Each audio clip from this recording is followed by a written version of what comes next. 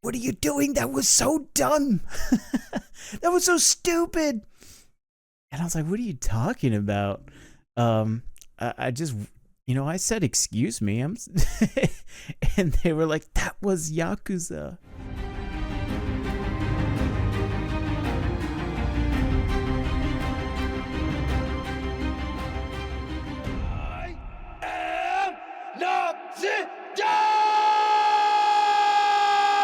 Hey everyone, how's it going? Noxidar here, and welcome to our next reaction in the One Piece anime. Today we have episode 35, where we're going to learn a little bit about Bellemere's history and really also kind of serving as Nami and Nojiko's backstory as well. So I'm really looking forward to this. The thing that I'm looking forward to most is that when I had the dub on in the background, I skipped over this episode and possibly even the one after this, just because I felt like it was getting a little long in the tooth. You know, we'd already met Arlong. I already knew who kind of like the main characters that play were. I didn't really need more backstory at the time. I wanted to get through Arlong Park. So then it was getting a lot closer to the release of the live action as well. So after seeing the live action, I realized, oh no, I made a mistake. This will really be truly a first time viewing, and I'm looking forward to seeing what happens and what transpires in this episode. So without any further ado, let's go ahead and get right to our reaction. I said reaction this time. Last time I said review.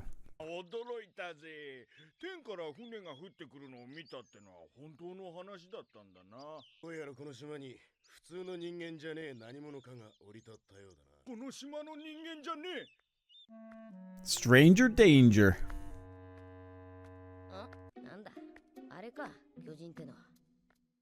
Yeah, he was pretty close with his drawing.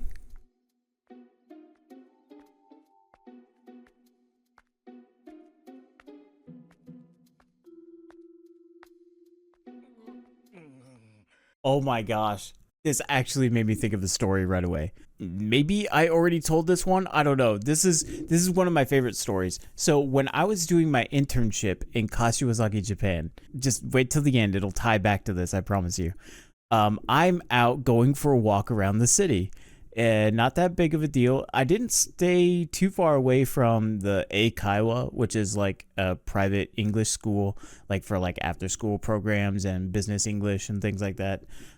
That's where I was doing my internship at, and I was walking up and down the sidewalk outside of it, and all of a sudden there's two lines of people coming up towards me, a long line on both sides of a group of men, and at the front were two smaller men in full business suits carrying black briefcases, and their hair was slicked all the way back. And they were just kind of talking with each other. And I could see right behind them were about maybe two men on each side who had kind of like silkier button-down shirts, unbuttoned with like some kind of chain, maybe gold or silver or something. Sunglasses on, and black slacks. And then behind them was about three or four guys on each side. And they were wearing like a really soft like tracksuit, all sorts of different colors or variations of it, and they were kind of like walking with that swagger and stuff. And I thought it was the weirdest thing ever. What in the world are these groups of people like just doing, walking in formation like this? I didn't understand it. And I saw the sliding door to the mom and pop English school where I was at pop open, and the Japanese secretary and her friend and maybe someone else. They were like ote, get over here, get over here, get over here. And I was like, what in the world are you talking about? And so I walked right between this procession of people. And the whole time I bowed, and I every chance I got to interact with someone was always like something I look forward to. So I'm bowing in between both of them. Konbanwa, konbanwa, konbanwa, konbanwa, sumimasen, gomen nasai, konbanwa, konbanwa. And they walk past without incident, just like that. And I finish my walk and I walk back into the Eikaiwa, and they like slam the door behind them. What are you doing? That was so dumb. That was so stupid. And I was like, what are you talking about? I just, I said, excuse me. And they were like, that was Yakuza. You walked right. So basically, like, they were trying to tell me I walked like right between two Yakuza bosses and their subordinates and underlings, and just walked right between them. And so Luffy walking past this, supposed danger that everybody else would say is tantamount to like, this is like something really, really stupid. I can actually relate with Luffy. I did that.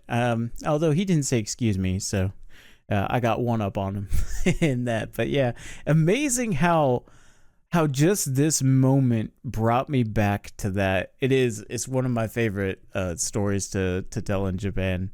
The time I walked between two Yakuza bosses having a meeting in the middle of the street. Or not in the middle of the street, but walking up the sidewalk. It was so cool. So much fun.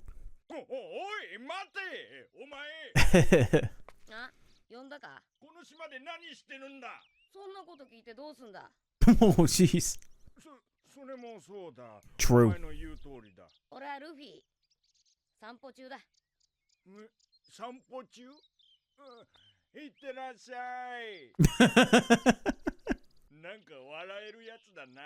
He does. He gets it.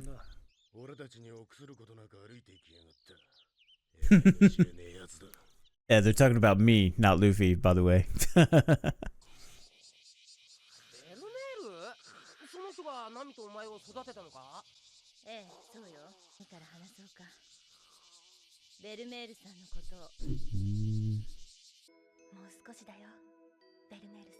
Oh, we're going right into it.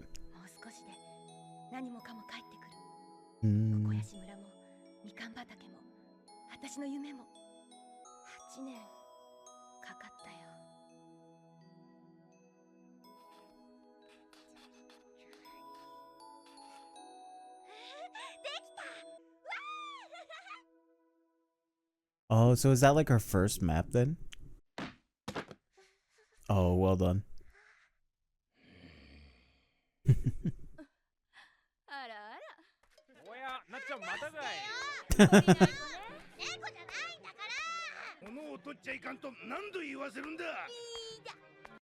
Not a cat, but a cat burglar.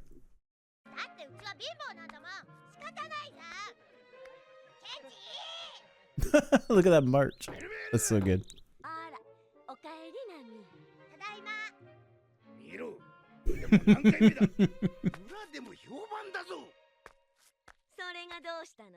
Maybe infamous.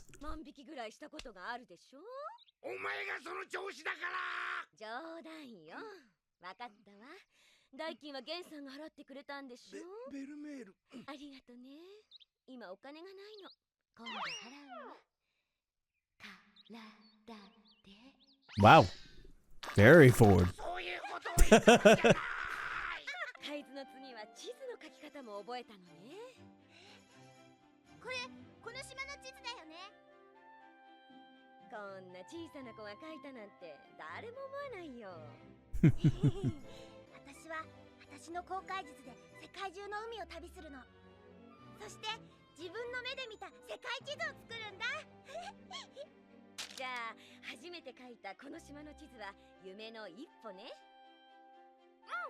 I like how playful Bellemere is. Just from first like introductions, it seems like things are, are good, happy, even.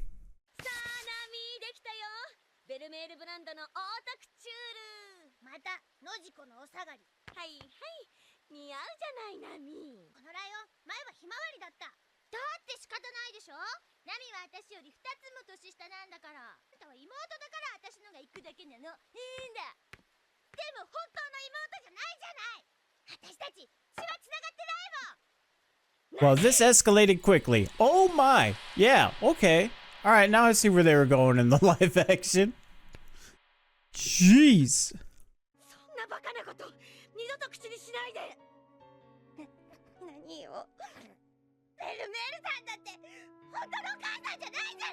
Hmm. 私たちなんて本当はいない方がいいでしょ。いいわよ、勝手にしなさい。そんなにこの家が嫌ならどこへでも出ていくといいわ。 That's interesting that she doesn't place very much value in Bellemere's sacrifice, but yet we obviously know that it affects her to a great degree, as she's willing to sacrifice. I don't know, this one's kind of weird because it seems like Nojiko's in the know from the onset. So maybe not her family like in the live action, but certainly not allowing herself to get close to others, sacrificing what could have been scraping together some meager sampling of happiness, and to salvage the rest of her life, but instead she sacrifices to buy her village's freedom. And I think maybe that's even what's so powerful about having come into contact with Luffy and his crew. I saw on one of the titles when I was scrolling through on Crunchyroll that it was called, I think it's in one of the later episodes, it says Luffy's Pirates, and it reminded me of something that I had learned about, and you guys have mentioned in the comments as well, is that they weren't really the Straw Hat crew. That is actually a moment that I am looking forward to, is when they are actually called the Straw Hat crew. But anyways, I digress. Just the profound impact that these characters have had on Nami's life, who has basically been living for the sole existence of sacrifice. And then here we see just like how before she had that big turn in her character arc, as it were. And it's really interesting to see this.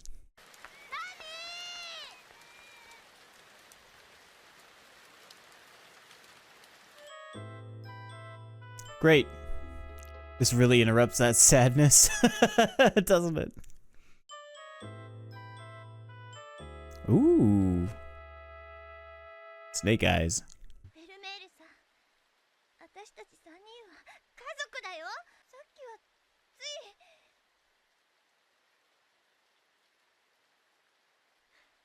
私が大人げなかったね。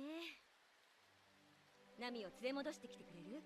とびっきり美味しい夕食作って待ってるから。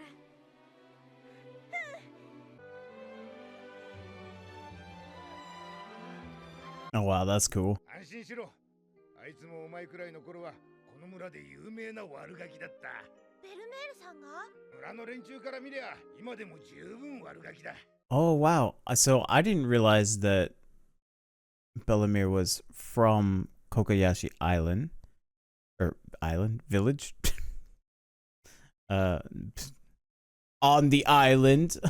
Yeah, I mean, in the live action it kind of just sounded like she was doing her service, and she found these two on her tour of duty, and retired to this place.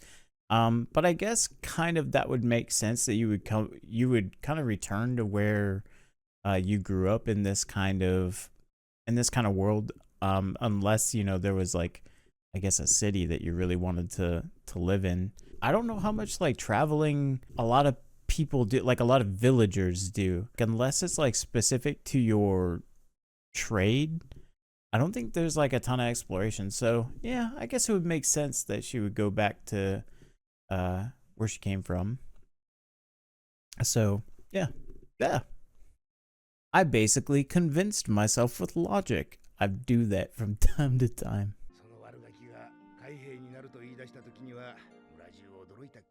Right. Oh, they're probably gonna explain it. Wasted all that time talking.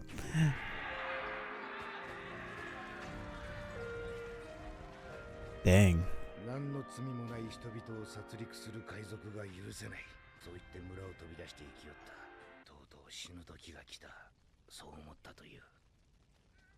Oh, this is way worse. In the live action, she just had a limp.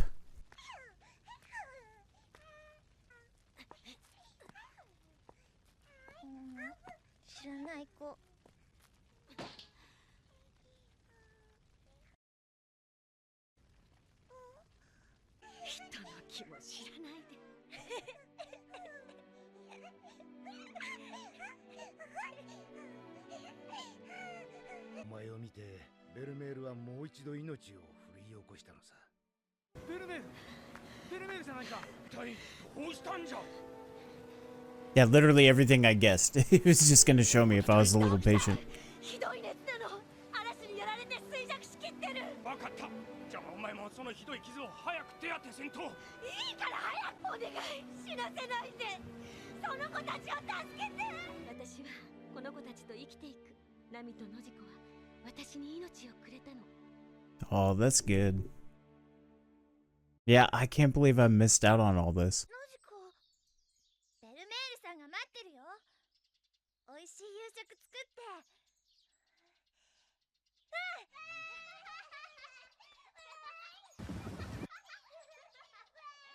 Oh, wow.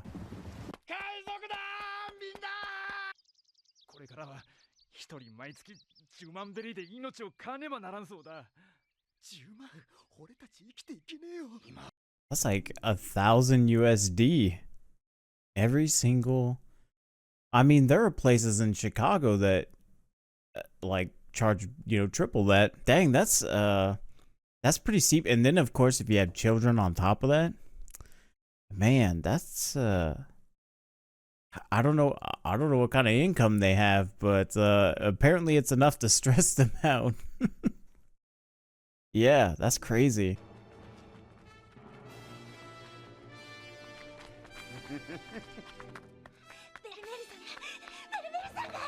ベルメールさんが殺されちゃう。 Oh man. Yeah, so it must have been 2 episodes that I had skipped. Maybe more, but oh my gosh.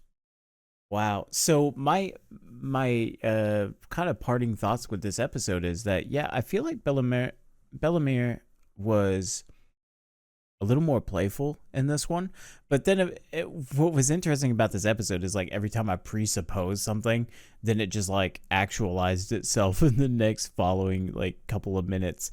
So but honestly, I think if I wasn't doing that, I would have just been kind of enraptured by the story, because it's really interesting. I do these comparisons between the live action and the anime, and one of the things that I just keep coming back to is like, even though events are changed, and there could be any number of reasons for that. It could be pacing, it could come down to budget, I suppose, general audience kind of flow without convoluting storylines with too many characters.